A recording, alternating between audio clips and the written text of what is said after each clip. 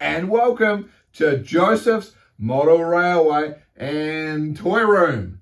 Thank you so much, as always, for joining me. Just a little bit of housekeeping. You don't need to like, follow, or subscribe to any of the videos I put out there. I just put them out there where I can and have a holly jolly great time doing so. Also, the additional bit of housekeeping that we always do when I'm standing on this side, just above the Faulty Towers loop, is regarding what's going on up here with this thing. It's because the end of the cabinet's quite sharp and I'd hate to come along and strike my noodle head on it and have a bit of an ouchie. Now, we've talked about that in an earlier video, talking about underneath the layout, what we did to protect your noodle down there so you don't bump into the wrong thing. And I've yet to do the top section. So I mentioned it in plenty of other videos when I've been standing in this vicinity. Your model railroad needs a model railroad. No, you're not seeing triplicate. There are 3 videos. They're all exactly identical except for the bit that you've just seen previous where I refer to model railway, model railroad, and train set. These are the 3 common things I've noticed, and this is a slight experiment with YouTube, so don't panic too much. It's only for my benefit. Just like, why am I talking about trains when I'm at the model airport? Well, the simple fact is, it's just for me. Don't panic. It doesn't matter what video you prefer to choose. For the Americans, I know you like to use the term railroad. The UK, usually it's railway. And for old school people like me, trains are just trains, and we've called it a train set. That's all that's about. Back to your regular viewing. But it's obviously going to be a pretty special occasion today. I have one of my favorite shirts on that has the distinctive white paint mark on it, so it must be a good one. Well, what we're going to introduce you to today, of course, as we're still under construction of the Faulty Towers Hotel itself, is we only have 2 of these left now, and I'm referring to these corners. Now, I have absolutely thoroughly enjoyed building scenery for these little, what is a wasted end of the layout. I mean, a bit of greenery and some trees and that, sure, absolutely no problems at all. But I've really taken great time to create stories into each and every one of these. We've got the bowling alley, as you can probably just see off to the end of the camera there. We've got an equestrian scene going on here. We've got the golf tee box on one side and then the golf putting on another side on the other side. And we're over to here today. We also have one more empty section that's over at the Dad's Army cricket pitch, which I'm still not too sure. It's where the track also trails down to go down to the fiddle yard. So it's not a big space, and I'm not too sure what we're doing there at the moment. But this, I know what I am doing. So we've obviously got Faulty Towers up here. The road goes off into town and all the rest. And those that might be guests at the hotel or walkers and that, we've got a trail sign that you can't see in the picture, although you might see one if I take one here. And they can come for an afternoon stroll down the hill, and it's a nice, safe situation. And what I was going to have was it just walks into maybe a national park or something like that. Maybe it's some additional car parking down here and commuters that are coming and catching a train. I don't think so. But it is a proper illuminated, wheelchair accessible, if you like. I don't know how they're going to go up the rest of the hill. Pedestrian crossing on the train line itself. So it's going to come down. And I did want to put some larger types of trees like this into place, sort of frame it off, and it comes down into a nice trail and away we go. Well, yes, I'm still going to have some big trees lined across the edges, but what I thought this could be just one of the other entrances into the community's botanical gardens or zoological gardens that may exist somewhere in this vicinity. And then it really got me thinking and saying, well, maybe we might be able to elevate it even more. Trees around here, a bit of grass, as they usually have that common area.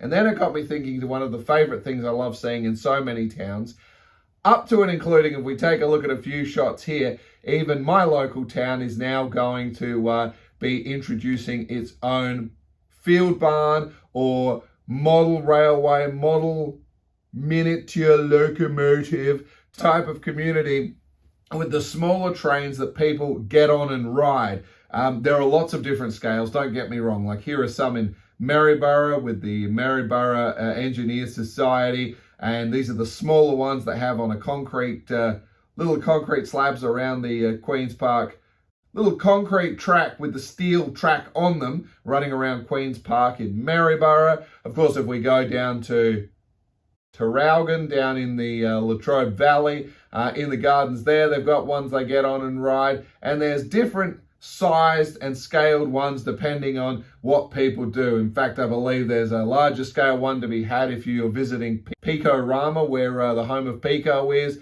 There's lots of these different types of community types of railways that people come together and build. And I think there's so many different scales and grades, and we actually have enough room on this property. I could probably do it, and if I had the property 10, 15 years earlier than what I have now, while I still had a bit more energy in my legs, I would have liked to have tried to have attempted something like that. But it is an investment of time and some money, and any engineering skills you can bring to it are only going to work in your favor. Well, that's fantastic. We've got this spot, and I just thought we could have the pedestrian thing comes and welcomes through the trees and into an entrance to a park. It comes down, maybe a little mini railway crossing for the pedestrians, the train tracks coming through it with a little kit, something like that. It's not moving, this is completely static, there's no moving parts or anything like that, but I thought it would really create quite a nice little bit of interest to be had here. Well, that's the plan anyway.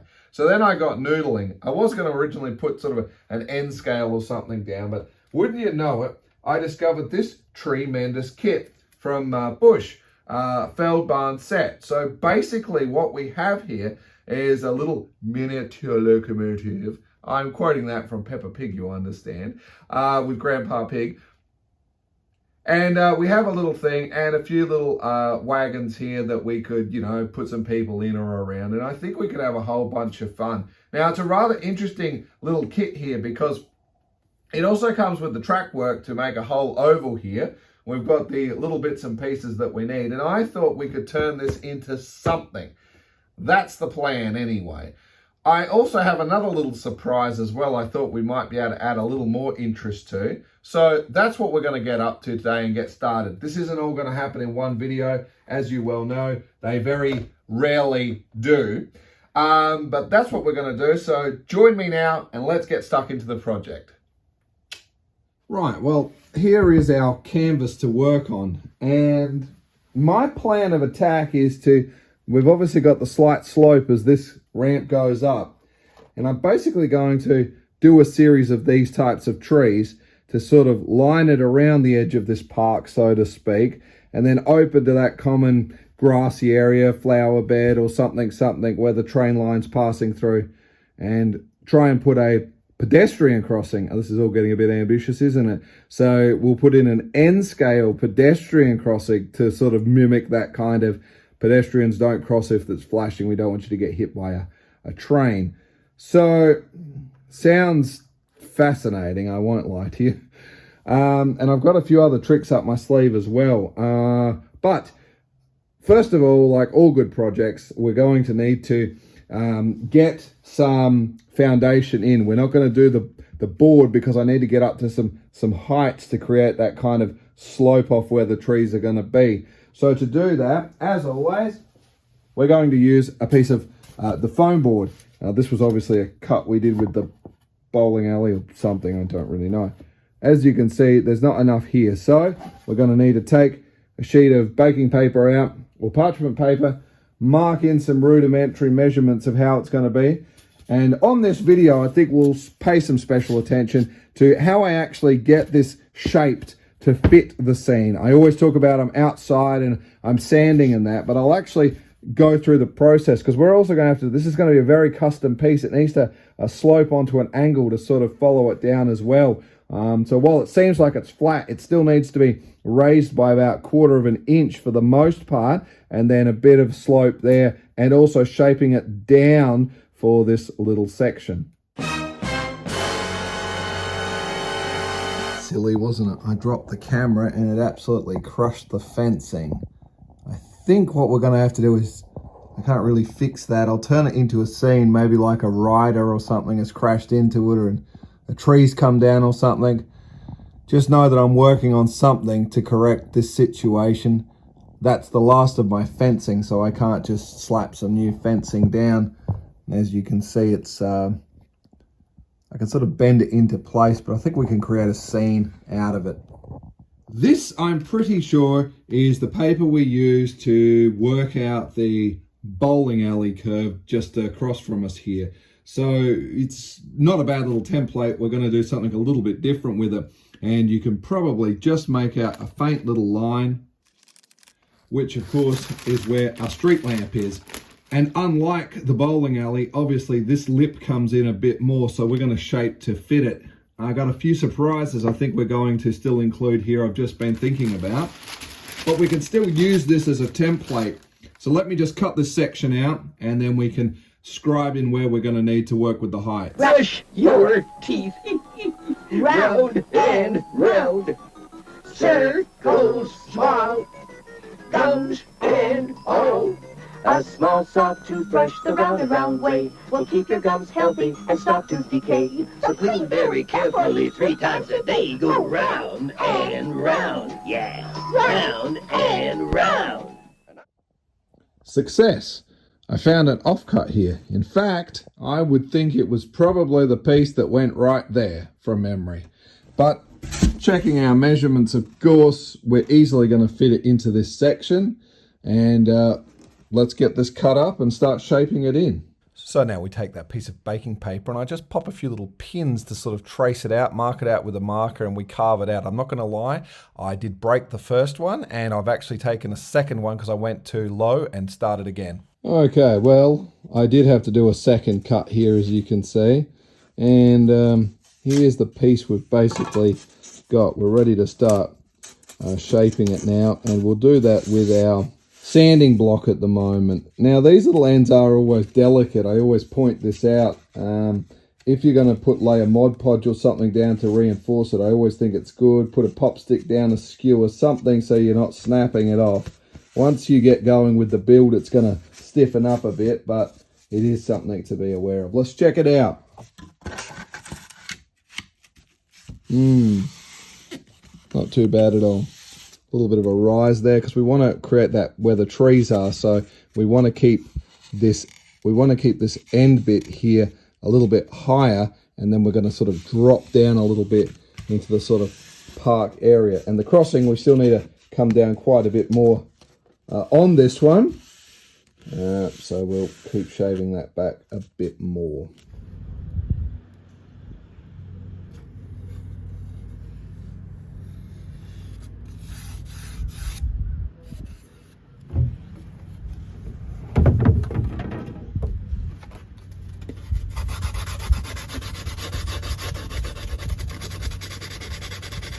Oh, that's going to take too long. Let's fast forward. So we are using these 100 grit sandpaper, but we really need to make some gnarly maneuvers. So we go down to the 40 grit there, and that really, as you can see, the blue in the bottom of the bin starting to really take good shape here. You got to be a bit gentle, but once you've got it, you can come back to the 100, which you can see here, and we just sort of smooth and soften it out nicely. All right, let's get this rubbish in the bin. I actually found some scrap of this, which I knew I had, but I think we won't use it. So I had a spare packet anyway, and I was more inclined to use this with the edging, which I can obviously just cut off the end anyway. Whatever. We're far from that section just in the moment. Let's get our little wedge into place. Yes, that's quite nice for that slope I was looking for there. Now, I've got a little bit of, you can probably see that wiggle there. Let's take one of the spare shims we had from DCC Concepts. Just see if this magnet will stick to it. So that's my idea. Well, of course it sticks, Joseph. That's what that process is all about with the power base. Okay, a quick spritz of wet water. Find the glue. Glue.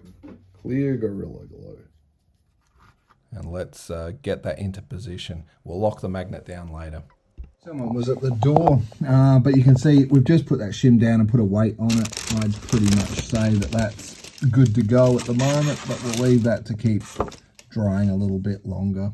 And we'll use one of these little magnets, and the spot I've marked it out will need to go is here, and that'll snap down nicely. But we won't glue that in quite yet as we keep shifting things in and out. Okay, well let's unbox this kit. So we've got these lengths of track. There's actually quite a bit. There's some points as well, so you could certainly build yourself a nice oval and a few sidings or something like that. And it's worth noting as we're cutting the track off the sprue here just to get a basic measurement before we carry on. And this is looking pretty much what I had in mind. We'll obviously have a noodle over it, tap the board while I think to say, yes, let's put a bit of a cork underlay on it. We'll trim something to size. Quick measurement here and a quick snip here, and let's get something happening. But as I was saying, it's worth noting they actually make this exact thing, which is known as HO, lowercase f is the scale. And they actually have a motorized one, so you can buy it with points in that. Starter kit's about $300. So if you really wanted to go down to that fine scale detail in this miniature thing, it's a grade above N scale, and it's obviously smaller than HO, but something to explore.